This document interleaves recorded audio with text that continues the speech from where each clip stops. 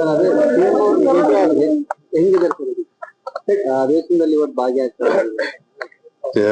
ಒಂದೇ ದಿವಸ ಸ್ವಲ್ಪ ಊಟದಲ್ಲಿ ವ್ಯತ್ಯಾಸ ಆಗಿ, ಸೀ ಫುಡ್ ವ್ಯತ್ಯಾಸ ಆಗಿ ಡೀಸೆಂಟ್ ಆಗಿತ್ತು, ಡಿಹೈಡ್ರೇಟ್ ಆಗಿತ್ತು. ಅದನ್ನೆಲ್ಲ ಸುಧಾರಿಸ್ಕೊಂಡಿದ್ದಾರೆ. ಇವತ್ತು ತಯಾರಾಗ್ತಾ ಇದ್ದಾರೆ. ಉತ್ತರ ಕೊಡ್ಬೇಕಲ್ಲ, ರಿಪ್ಲೈ ಇದೆ. ಅಸೆಂಬ್ಲಿ 3 ಗಂಟೆಗೆ ಬರ್ತಾರೆ. ಆಮೇಲೆ ಕೌನ್ಸಿಲ್ 2 ಕಡೆ ಉತ್ತರ ಕೊಡ್ತಾರೆ. ರೆಡಿ ಇದೆ, ಸುಸ್ತಾಗಿದೆ, ಆದ್ರೆ ತಯಾರಾಗಿದ್ದಾರೆ. ಸಿಎಂ ಅವರು ಔಟ್ ಗೋಯಿಂಗ್ ಸಿದ್ದರಾಮಯ್ಯನವರು ಔಟ್ ಗೋಯಿಂಗ್ ಸಿಎಂ ಅಂತೇಳಿ ಬಿಜೆಪಿ ರಾಜ್ಯಾಧ್ಯಕ್ಷ ಡಿ.ವೈ. ವಿಜೇಂದ್ರ ಅವರು ಹೇಳ್ತಾರೆ.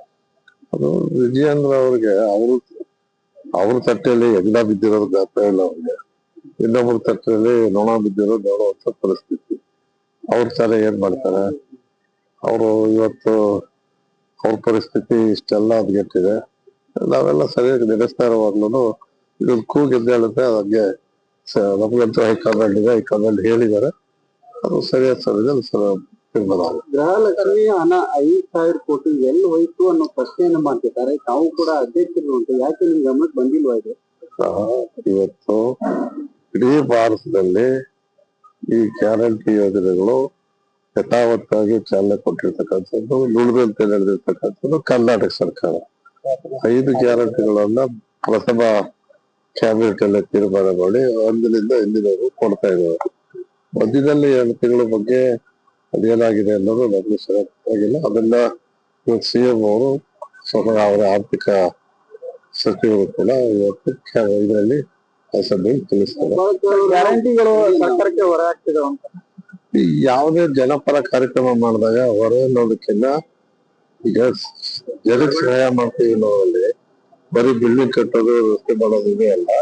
ಇದು ಕೂಡ ಅವರ ಆರ್ಥಿಕ ಸವಾಲುಗಳಿಗೆ ಸಹಾಯ ಮಾಡ್ತಕ್ಕಂಥದ್ದು, ಅವರ ಒಂದು ಉದ್ಯೋಗ ಸೃಷ್ಟಿ ಮಾಡ್ತಕ್ಕಂಥದ್ದು, ಅಲ್ಲಿ ಆರ್ಥಿಕ ಸಬಲತೆಗೆ ಅವಕಾಶ ಕೊಡ್ತಕ್ಕಂಥದ್ದು. ಇದು ವರ್ಲ್ಡ್ ಇದರಲ್ಲೇ UN ಚರ್ಚೆ ಆಗಿದೆ. UN ಅಧ್ಯಕ್ಷರೇ ಇದನ್ನ ಸಮರ್ಥನೆ ಮಾಡಿದ್ದಾರೆ. ಇಡೀ ಪ್ರಪಂಚದಲ್ಲಿ ಅನೇಕ ದೇಶಗಳಲ್ಲಿ ಇದಿದೆ. ಭಾರತದಲ್ಲೂ ಕೂಡ ಮೊದಲು ಇದನ್ನ ಚಾಲನೆ ಮಾಡೋ ಸಂದರ್ಭದಲ್ಲಿ ರಾಷ್ಟ್ರದ ಪ್ರಧಾನಮಂತ್ರಿಗಳು ರಾಜಸ್ಥಾನದಲ್ಲಿ ಇದಾಗಲ್ಲ ಅಂತ ಹೇಳಿದ್ರು. ಆದ್ರೆ ಕರ್ನಾಟಕದಲ್ಲಿ ಯಶಸ್ವಿಯಾಗಿ ಮಾಡಿ ನಾವು ಮಾಡಿರೋ ಕಾರ್ಯಕ್ರಮ ನಮ್ಮ ಮಾಡಲ್ಲ ಅನ್ನೋದನ್ನ ಬೇರೆ ರಾಜ್ಯಗಳು ಕೂಡ ಇವತ್ತು ಮಾಡ್ತಾ ಇದ್ದಾರೆ. ಹಣ ಬಿಹಾರ ಚುನಾವಣೆಗೆ ಹೋಗ್ತಿದೆ ಅಂತ ಬಳಕೆ ಆಗ್ತಾ ಇದೆ ಅಂತ ಆರೋಪ ಮಾಡುವುದು ಯಾರು ಬೇಕಾದ್ರೂ. ಆದ್ರೆ ಕರ್ನಾಟಕದ ಅಭಿವೃದ್ಧಿನಲ್ಲಿ ಯಾವುದು ತೊಂದರೆ ಆಗಿಲ್ಲ. ಕರ್ನಾಟಕದ ಅತಿ ಹೆಚ್ಚು ಬಜೆಟ್ ಮಂಡನೆ ಮಾಡಿರ್ತಕ್ಕಂಥ ಮುಖ್ಯಮಂತ್ರಿಗಳು ಈ ರಾಷ್ಟ್ರದಲ್ಲಿ ಅಂದ್ರೆ ಸಿದ್ದರಾಮಯ್ಯನವರು. ಹಣಕಾಸಿನ ವ್ಯವಸ್ಥೆನ ಸುಭದ್ರವಾಗಿ ನಡೆಸೋದ್ರಲ್ಲಿ ಯಾವ ಆರ್ಥಿಕ ತಜ್ಞರಿಗೂ ಕೂಡ ಕಡಿಮೆ ಇಲ್ಲ. ಆ ದೃಷ್ಟಿಯಲ್ಲಿ ಇವತ್ತು ಏನು 1,18,000 ಕೋಟಿ ರೂಪಾಯಿಗಳು ಇವತ್ತು ವ್ಯಯ ಆಗಿದೆ. ಇದ್ರ ಜೊತೆಗೇನೆ ನಾವು ಅಧಿಕಾರ ತಗೊಂಡಂತ ಸಂದರ್ಭದಲ್ಲಿ ಬಡ್ಜೆಟ್ಟಿನ ಗಾತ್ರ ಇದ್ದಿದ್ದು 2 ಲಕ್ಷ ಕೋಟಿ. ಇವರು ಸಿದ್ದರಾಮಯ್ಯನವ್ರು ಮಂಡನೆ ಮಾಡ್ತಕ್ಕಂಥ ಬಡ್ಜೆಟ್ಟಿನ ಗಾತ್ರ 4,09,000 ಕೋಟಿ. ನಮ್ಮ ಹಣಕಾಸಿನ